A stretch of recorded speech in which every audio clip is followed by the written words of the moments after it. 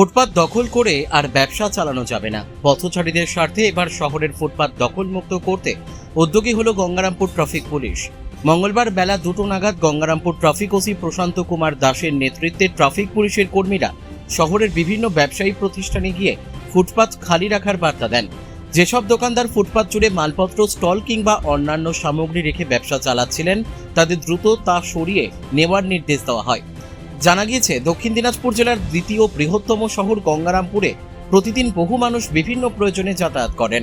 শহরের ব্যস্ত বাজার এলাকা, বাসস্ট্যান্ড সংলগ্ন রাস্তা ও বিভিন্ন গুরুত্বপূর্ণ মোড়ে দীর্ঘদিন ধরেই ফুটপাত দখল হয়ে রয়েছে।